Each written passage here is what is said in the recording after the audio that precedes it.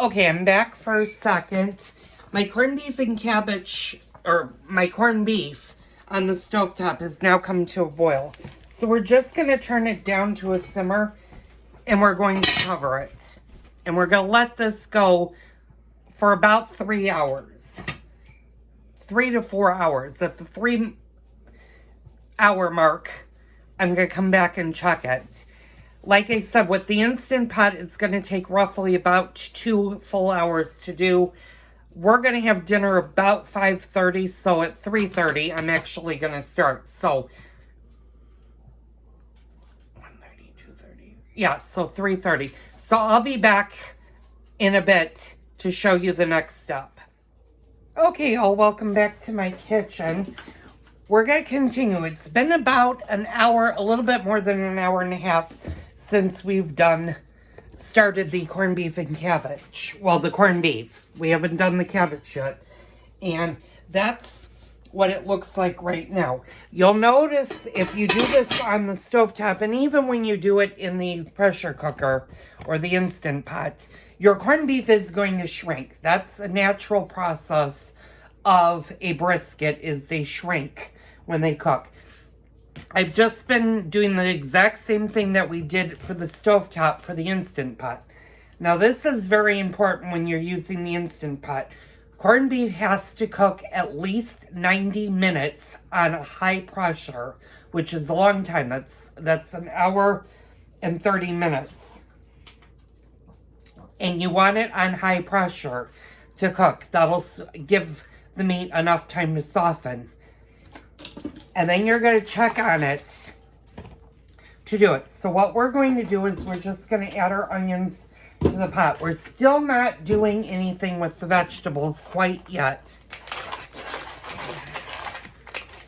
And again, same basic principles apply as it does with how I did it on the stovetop, where you're going to want to rinse. If you have the little seasoning packets, you're going to want to rinse your seasoning packet, or you're going to want to rinse your corned beef and add your seasoning package to the bowl. Now this is going to be a little bit different.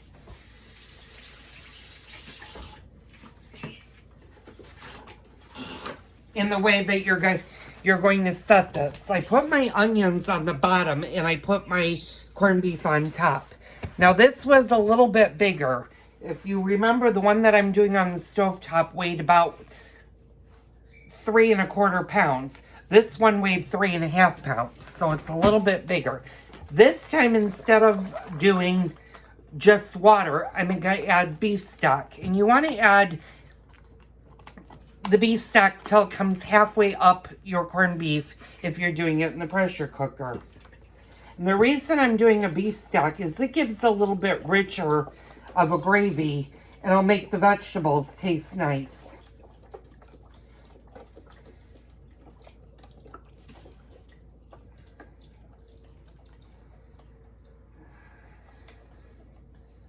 And I kind of going to move this a little bit so that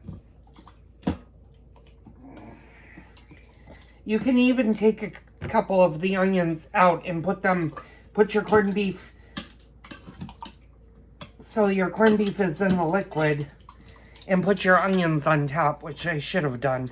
Okay, there we go. All right, yeah, that's what I'm going to do. So that's what the Instant Pot does. I'm just going to rinse my hands. I'll wash them in a few minutes. You're going to do the exact same thing that you did with the stovetop and take your bay leaves. And you want to put a couple in. And I'm going to do about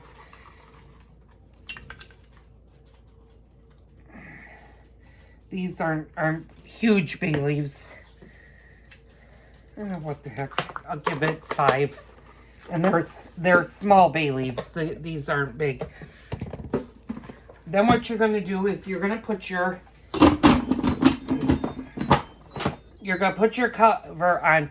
You're going to make sure that the Instant Pot, that your press button is in the up position and not the down position. You're going to get your pressure cooker. Sorry, you guys are shaking. You're going to have it for 1 hour and 30 minutes on the high pressure setting, and you're going to hit the start button. It's going to take a good 20 minutes for it to come to pressure before it starts counting down. Once the 90 minutes are over, let your pressure cooker release naturally. Don't press the press button down at least until 10 minutes have elapsed, because there'll be so much steam it'll make a huge mess. So let the Instant Pot or your pressure cooker naturally release its steam. And it'll switch to the keep warm button, which you can cancel. So now what we're going to do is we're going to start to focus on our vegetables, and I'll be right back when we start to do that. Okay, and I'm back. I've got all of my vegetables, and it's still too early to add the vegetables to either pot. You want your Instant Pot or your pressure cooker to go the full 90 minutes with just the meat and the onions. You don't want to add any vegetables. Same goes with your stovetop. You don't want to add any vegetables until the cook time has elapsed and the meat is tender, because corned beef takes quite a while to cook. But you can go ahead and prepare your vegetables. Now with this, a lot of people, especially if you're making more than one corned beef, have a tendency to put in a lot of vegetables. And if there's only one or two of you, it's very easy to overload your corned beef and cabbage with too many vegetables. There's just the two of us.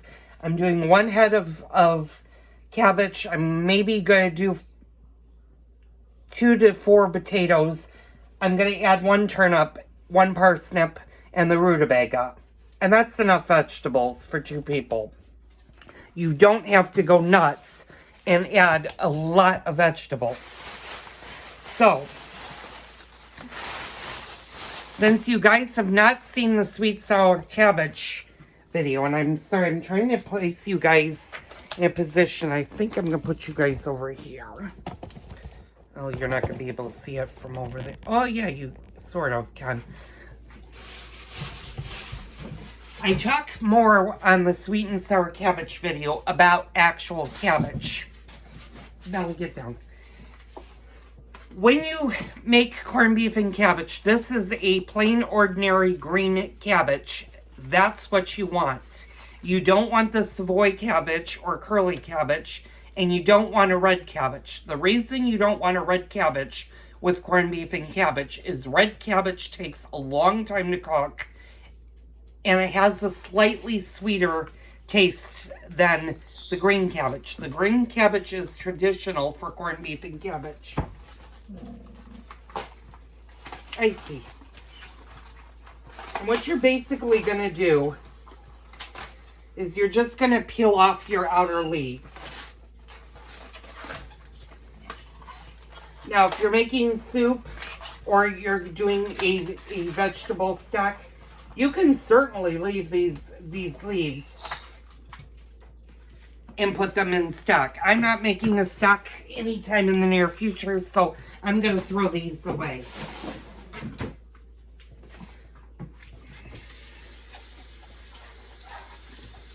We're going to run our cabbage under cold water just to make sure that it's clean. And I got to grab my knife.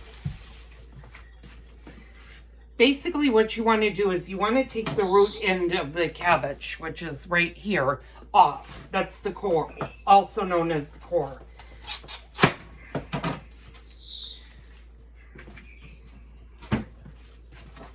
And then basically what you're going to do is you're going to cut your cabbage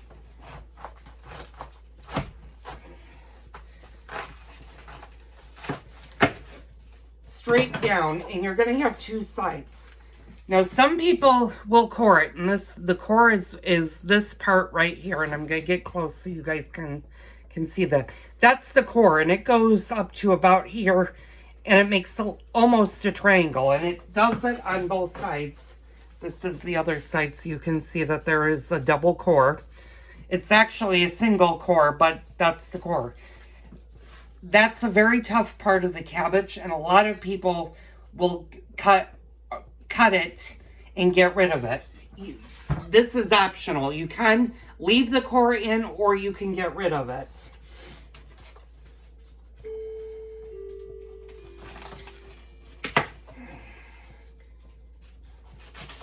Since I'm doing 1 head of cabbage, and that's more than enough for 5-6 people, especially if you get a big cabbages. I'm just going to cut my cabbages in half. I'm going to cut each side in half like this. And one side will go for the pot on the stove, and the other one will go in the pressure cooker once it's done. I'm just going to core out the other one. If you leave the core on, your cabbage is going to take a little bit longer to cook, especially with the core. So if you decide to leave the core in the cabbage, add 15 minutes to your cook time.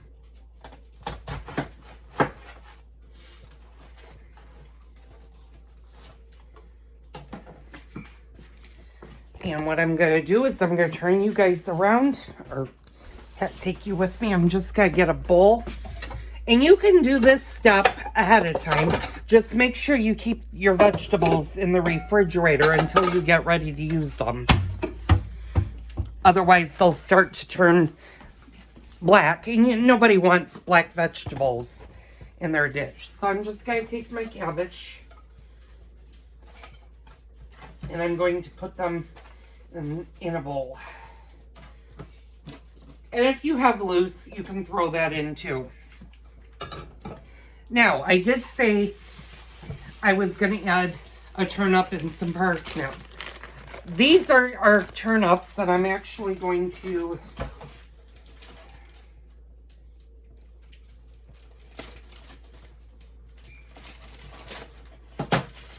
show you what a turnip looks like. And you can buy turnips at most grocery stores. Will have turnips, especially around the time. This is a turnip, and it's a root vegetable. That's the root right here. You do need to peel these. If you have a turnip that has done this, that has cracked, just feel it. It should be soft, and I'm going to look at it. You're going to need to peel your turnip.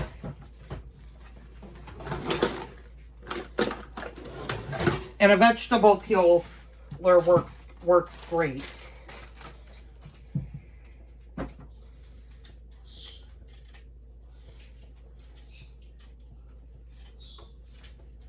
And you're going to peel it basically the same way that you peel a potato, just taking all the skin off.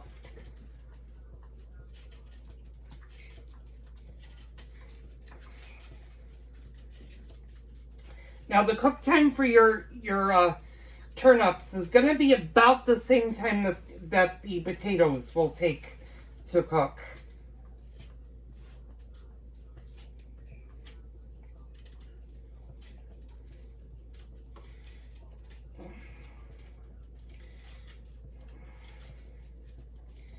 I'm just going to do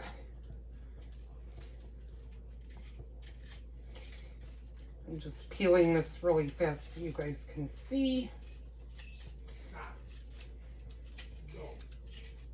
Now it's very easy to get your turnip mixed up with your potato because it kind of does look like potato. However, it does taste differently than a potato, and I said I was only going to do one of these. So what I'm going to do is I'm going to cut this one in half.